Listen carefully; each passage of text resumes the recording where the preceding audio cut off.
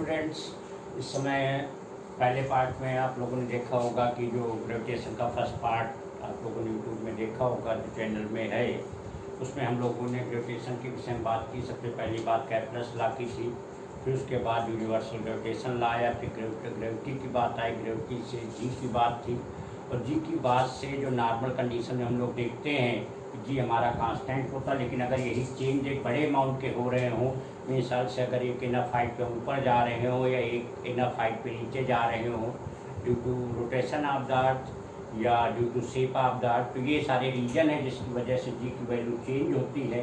तो अब इसके आगे की बात हम लोग डिस्कस करते हैं। पहला होता है एक जो पढ़े जो ग्रेविटेशन फील्ड है। ग्रेविटेशन फील्ड का यहाँ मतलब ये है कि अगर ये अर्थ है हमारी,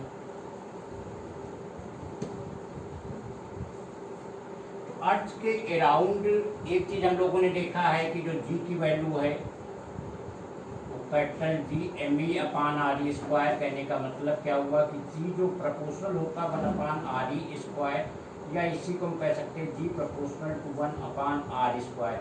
अर्थ के बाहर हम लोगों ने ग्राफ में ऑलरेडी देखा था कि आर स्क्वायर के इसका तो जैसे जैसे दूर होते जाएंगे अर्थ सरफेस पे जी की वैल्यू घटेगी, एक लिमिट आएगी जहाँ पे जी की वैल्यू बिल्कुल जस्ट 0 हो जाएगी, और इसके बाद जैसे जाएंगे वहाँ पे जी का इफेक्ट खत्म हो जाएगा। तो यही जो चारों ओर का एरिया होगा इन द शेप ऑफ, इसी को ग्रेविटेशनल फील्ड कहा जाता है।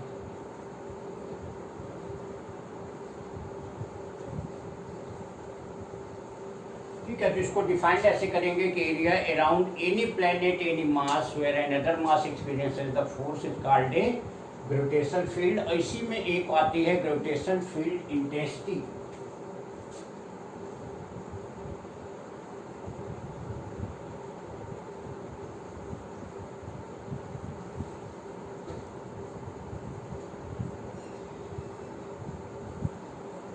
ग्रेविटेशनल फील्ड इंटेंसिटी जो होती है एफ बाई एम होती है। एफ हमारा हम जानते हैं कैपिटल जी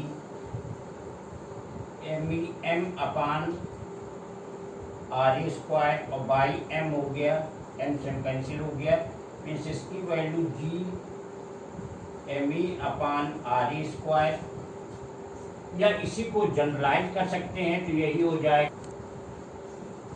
तो हाई टच पे जाएंगे तो ग्रेविटेशन पोटेंशियल ये हो जाएगा ग्रेविटेशन फील्ड इंटेंसिटी, और अगर अर्थ सरफेस पे देखेंगे तो उसकी वैल्यू ये रहेगी। इसी ग्रेविटेशन फील्ड से नेक्स्ट चीज आती है ग्रेविटेशनल पोटेंशियल।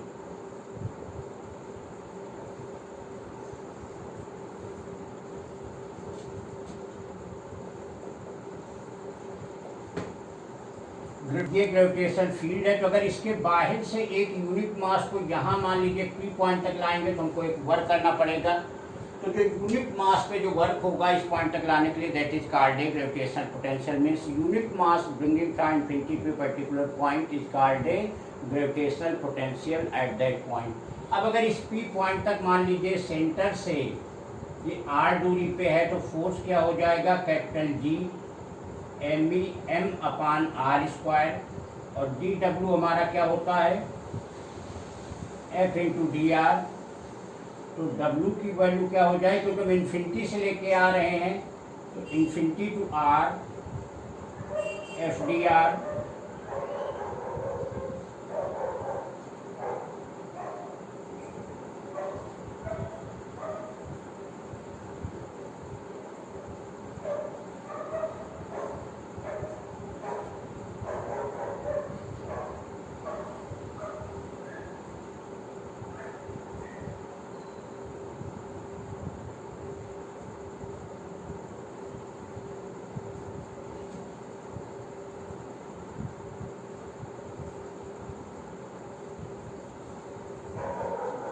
तो ये हमारा वर्क हो जाएगा किसी पर्टिकुलर पॉइंट तक लाने के लिए। अब अगर ग्रेविटेशन पोटेंशियल V की बात किया जाए तो वो हो जाएगा W अपान M, मीन्स यही आ जाएगा G M E upon R, इतने वोल्ट। और यही अगर अर्थ सरफेस की बात किया जाए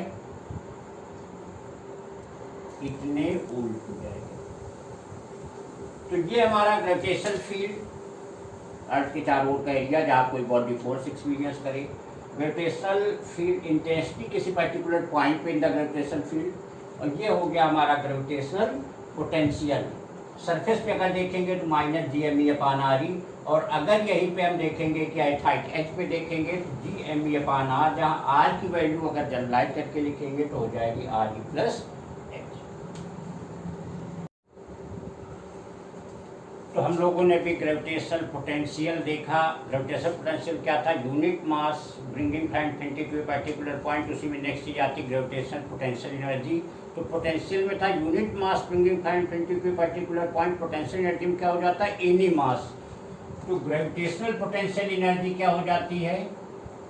V इंटू एम। वी हमारा क्या था? Minus G M E upon R into M. तो ये हो जाएगा minus G M E M upon R इतने जूल। और यही अगर एट अर्थ सरफेस की बात किया जाए,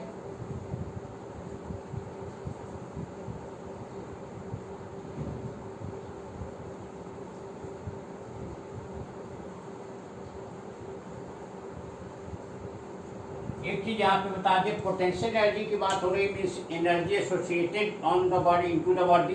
तो इसीलिए माइनस लगा हुआ है, क्योंकि माइनस ये है कि प्रोवाइडेड बाय द सिस्टम। इसके लिए कुछ अलग से करने की जरूरत नहीं है। कोई बॉडी अगर अर्थ सरफेस पे है या कुछ हाइट पे है तो उसकी ऑलरेडी एक एनर्जी होगी सरफेस पे, वो इलेक्ट्रिक पोटेंशियल एनर्जी कही जाएगी। और ये प्रोवाइडेड बाय द अर्थ है, प्रोवाइडेड बाय द सिस्टम है, इसलिए यहाँ पे माइनस लगा हुआ है।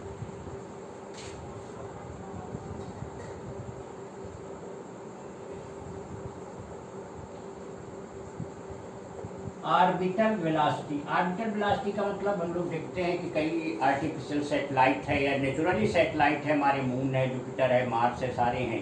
तो अगर स्टार के चारों ओर या जो सैटेलाइट है अर्थ के चारों ओर घूमते हैं, मान लीजिए ये हमारी अर्थ है, इसके चारों ओर ये कोई सैटेलाइट यहाँ पे आर मीटर की दूरी पे एम मास का अगर लॉन्च किया जा रहा है इसके सरफेस से आर मीटर पे, तो सीधी सी बात है क्योंकि कोई बॉडी हमें जानते हैं कि अगर सर्कुलर पाथ पे घूमती है तो उसके लिए सेंट्रीपिटल फोर्स चाहिए। वो सेंट्रीपिटल फोर्स कहाँ से प्रोवाइड होगा? ग्रेविटेशनल फोर्स से।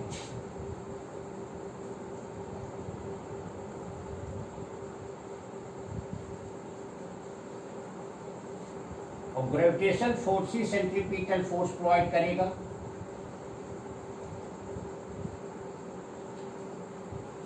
तो ग्रेविटेशनल फोर्स हमारा क्या हो जाएगा? G M E M upon R square.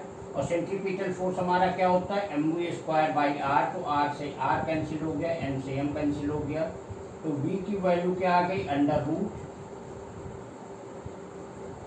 जी एम ई अपान आर, या इसी को लिख सकते हैं अंडर रूट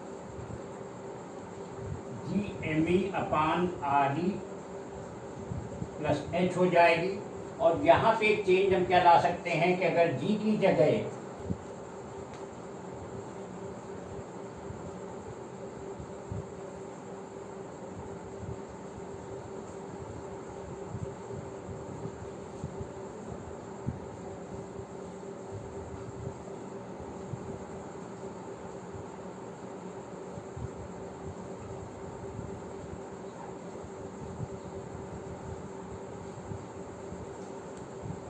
अगर अर्थ सरफेस के बहुत ही क्लोज है तो जो ऑर्बिटल की वेलोसिटी होगी वो अंडर रूट 2 जी आ रही, लेकिन condition is that very close to earth surface.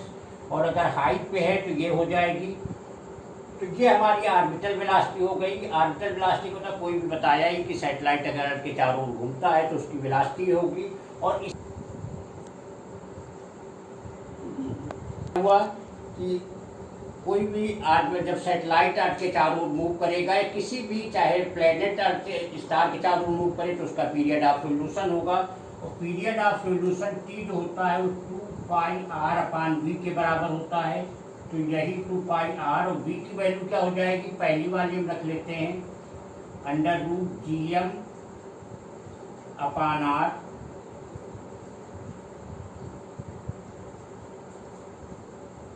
तो ये आ जाएगा 2 पाई अंडर रूट यहाँ R cube upon G M आ जाएगी। ये टाइम पीरियड हो जाएगा। अब इसमें हम डिफरेंट चेंजेस ला सकते हैं। अगर अर्थ सरफेस के क्लोज की बात किया जाए, क्लोज टू सरफेस,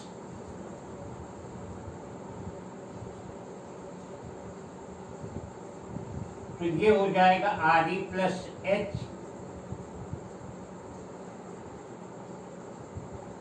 या आर ई हाँ प्लस एच ही रहने देते का क्यूब, और इसकी जगह हो जाएगा G R E plus H का होल स्क्वायर कैंसिल हो जाएगा, तो ये आ जाएगा 2 पाई अंडर रूट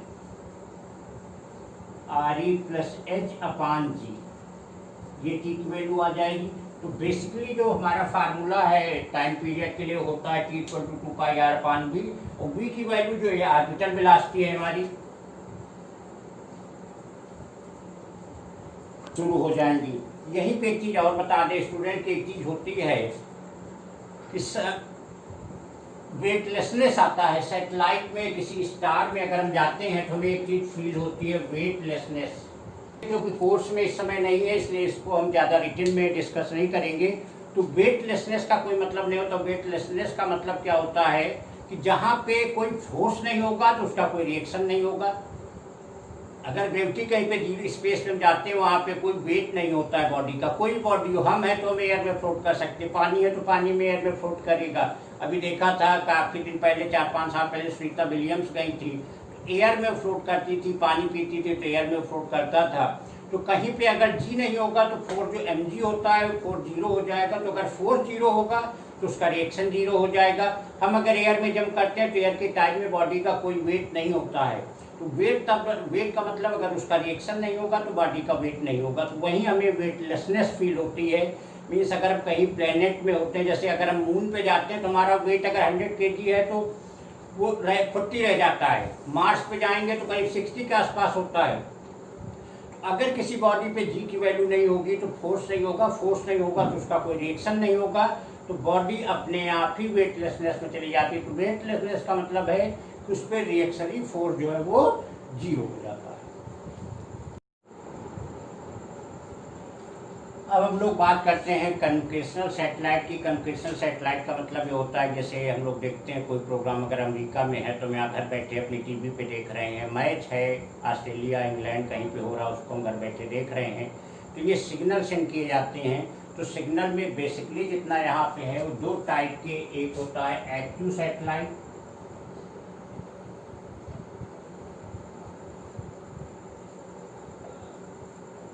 और एक होता है पैसिव सैटेलाइट।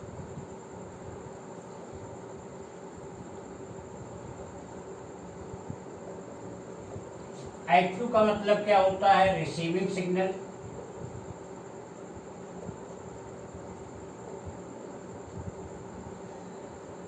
और पैसिव का मतलब होता है रिफ्लेक्टिंग सिग्नल।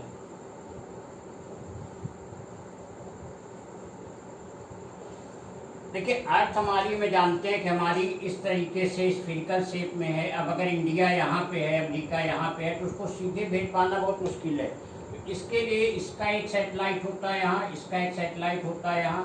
तो पहले ये वाला क्या करता है, यहाँ से भेजता है तो पैसिव हो गया, और ये वाला रिसीव करता है तो ये एक्टिव हो गया।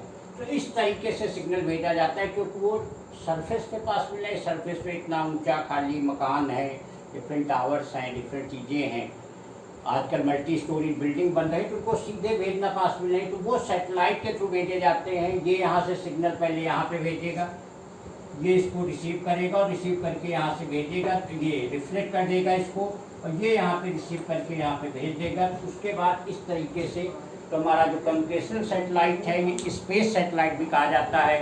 और स्पेस सैटेलाइट 2 टाइप के, एक एक्टिव सैटेलाइट और एक पैसिव सैटेलाइट के थ्रू वो प्रोपोगेट होता है, जो हमें सिग्नल यहाँ पे मिलते हैं। एक लास्ट की सबसे इम्पॉर्टेंट चीज अब ये है एस्केप एनर्जी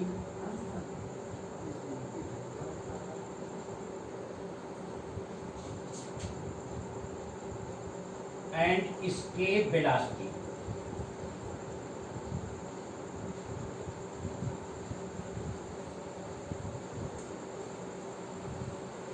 एस्केप एनर्जी का मतलब क्या पहले समझाइए। जैसे हम लोग देखते हैं कि हम लोग किसी भी चीज़ को चाहे जितनी ताकत से ऊपर भेज दें, लेकिन अल्टीमेटली अर्थ पे चली जाती है। इस चीज़ से हम लोग सिक्योर हैं कि ऐसा ना हो कि किसी चीज़ को उठाएं थोड़ा जोर से भेज दें तो पता चले वो लौट के ही ना आए, पता चले ऊपर की ऊपर ही चली गई।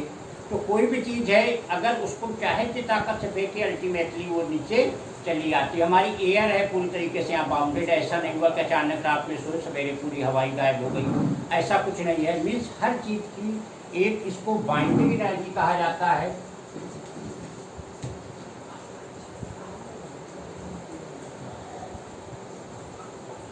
एक एनर्जी है जिसकी वजह से हम लोग हैं, एयर है, हर चीज़ बाउंड है। बाइंडिंग एनर्जी, वही बाइंडिंग एनर्जी को हम एस्केप एनर्जी मीन्स बचाने वाली एनर्जी कही जाती है, जिससे सारी चीज़ें बची हुई हैं, सारी चीज़ें यहाँ पे सेफ हैं, वो बाहर हमारी नहीं जाती हैं। ठीक है, तो इसी बाइंडिंग एनर्जी को एस्केप एनर्जी कहा जाता है। बाइंडिंग एनर्जी हमारी जो इलेक्ट्रिक वो ग्रेविटेशनल पोटेंशियल एनर्जी यू है, वो -G m/r के बराबर होती है, इतने दूर। तो this is the binding energy, इसी को एस्केप एनर्जी भी कहा जाता है। अब इसके उल्टा कि इसका मतलब क्या हुआ कि अर्थ सरफेस हर चीज को एक इनफ अमाउंट ऑफ एनर्जी से हर चीज को बाउंड की हुई है, उस एनर्जी से सारी चीजें यहाँ बाउंड हैं। अब अगर उसी एनर्जी के बराबर काइनेटिक एनर्जी उसमें हम देते हैं, कहने का मतलब जितनी हमारी बाइंडिंग एनर्जी है इतनी अगर उसको काइनेटिक एनर्जी प्रोवाइड कर दे। बाइंडिंग एनर्जी यहाँ पे sign provided by the system के कारण है। केवल एनर्जी की बात करें तो G m/r, काइनेटिक एनर्जी में ½ mv², एम कैंसिल हो गया, तो V की वैल्यू आ जाएगी √2gme/r, इतने मीटर पर सेकेंड। इसी को लिख सकते हैं V = √2gme/re प्लस h, इतने मीटर पर सेकेंड। कहने का मतलब क्या है कि अगर किसी भी बॉडी को काइनेटिक एनर्जी हमने दिया है, मीन्स अगर इस वेलोसिटी से बॉडी को अगर थ्रो कर देंगे अर्थ सरफेस पे, तो that will never come back to the earth surface, कभी भी फिर वो वापस नहीं आएगी। इसी को बोलते हैं एस्केप वेलोसिटी।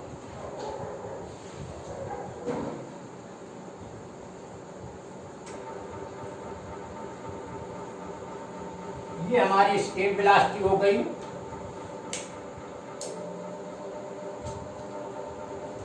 ये हमारी एस्केप वेलोसिटी हो गई। कहने का मतलब ये इस वेलोसिटी, अगर इससे लेसर वेलोसिटी में रख रहे हैं तो बॉडी हमारी अर्थ सरफेस पे सेफ है, लेकिन अगर इतनी इससे ज़्यादा वेलोसिटी दे देंगे तो बॉडी कभी भी लौट के नहीं आएगी। और इसी का कैलकुलेशन अर्थ सरफेस पे करते हैं।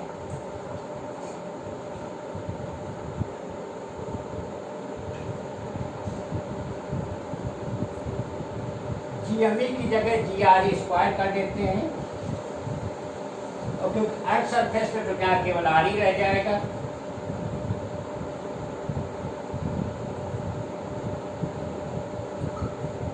तो ये वैल्यू आ रही है √2gRE। अगर इसको कैलकुलेट किया जाए तो अराउंड 11.2 किलोमीटर पर सेकेंड आती है। तो कहने का मतलब क्या हुआ कि अगर अर्थ सरफेस पे किसी बॉडी को अगर इतनी वेलोसिटी प्रोवाइड कर दी जाए इनिशियल वेलोसिटी, तो फिर उसके बाद वो लौट के वापस नहीं आएगी।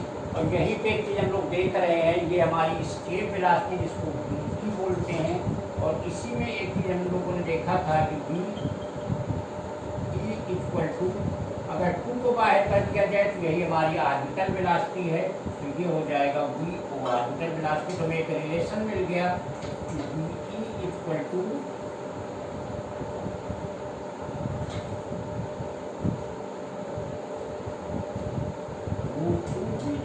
तो ये हमारा एस्केप वेलोसिटी और ऑर्बिटल वेलोसिटी का एक रिलेशन आपस में मिल गया, जो कि V की वैल्यू √2v0 के V ऑर्बिटल वेलोसिटी के बराबर है। तो ये है स्टूडेंट्स ओवरऑल थ्योरी जो है। एक चीज़ और यहाँ पे बता दें, एक चीज़ और है जिसको जियोस्टेशनरी सैटेलाइट बोलते हैं।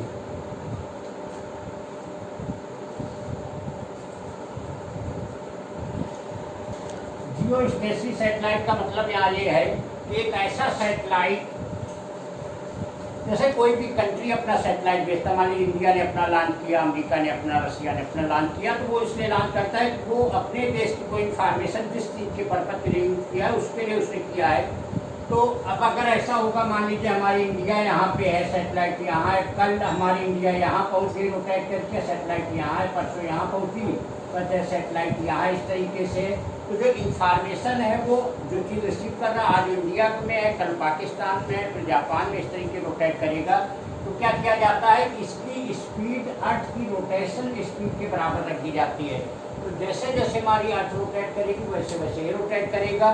तो अर्थ के मतलब अर्थ के रिस्पेक्ट कह लीजिए, कंट्री के रिस्पेक्ट कह लीजिए, इंडिया के रिस्पेक्ट हमेशा ही जैसे जैसे हमारी अर्थ रोटेट करेगी वैसे वैसे सैटेलाइट रोटेट करेगा। तो उसके रिस्पेक्ट वो कांस्टेंट बना रहेगा, इसलिए इसको जियोस्टेसिस सैटेलाइट कहते हैं। तो जियोस्टेसिस सैटेलाइट की खासियत क्या होगी, इसका जो टाइम पीरियड है वो अर्थ के टाइम पीरियड के बराबर होगा। जैसे अर्थ हमारी 24 आवर्स से पूरी तरीके से एक राउंड घूम लेती है, वैसे ही जो जियोस्टेसिस सैटेलाइट है उसका भी टाइम पीरियड 24 आवर्स के बराबर।